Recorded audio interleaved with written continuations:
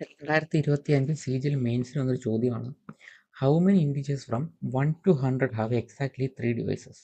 അപ്പോൾ 1നും 100നും ഇടയ്ക്കുള്ള ഏതൊക്കെ നമ്പറിനാണ് 3 ഡിവൈസർ മാത്രമുള്ളത്? ഈ 3 ഡിവൈസർ എന്ന് പറയുമ്പോൾ എനിക്ക് വേറെ രീതി ചിന്തിച്ചൂടെ?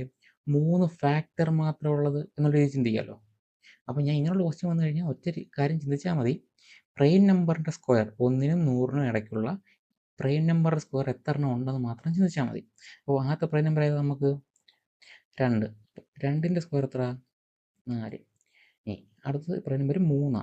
3ൻ്റെ സ്ക്വയർ എത്ര? 9. അടുത്ത 5. 5ൻ്റെ സ്ക്വയർ എത്ര? 25. അടുത്ത 7ൻ്റെ സ്ക്വയർ 49.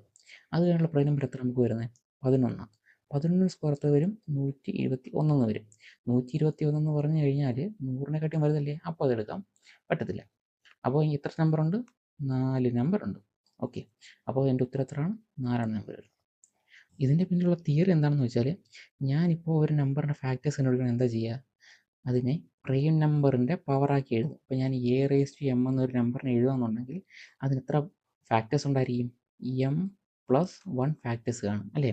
അപ്പോൾ എനിക്കിവിടെ 3 ഫാക്ടറാണ് വേണ്ടുന്നത്. അപ്പോൾ അതുകൊണ്ടാണ് ഞാൻ എന്ത് നോക്കിയത്? ഞാൻ പ്രൈം നമ്പറിൻ്റെ സ്ക്വയർ നോക്കിയത്. അപ്പോൾ പ്രൈം നമ്പറിൻ്റെ സ്ക്വയർ നോക്കുമ്പോൾ എനിക്ക് എത്ര ഫാക്ടറായിരിക്കും എക്സാക്ട്ലി വരുന്നത്? 3 ഫാക്ടർ കൃത്യമായിട്ട് വരും. അപ്പോൾ മനസ്സിലായോ? അതുകൊണ്ടാണ് ഞാൻ ഇവിടെ എന്ത് ചെയ്തത്? 2, 3, 5, 7 സ്ക്വയർ എടുത്ത് നോക്കിയിട്ട് 1നും 100നും അകത്താണെന്നുള്ളത് നോക്കിയത്. ഓക്കെ.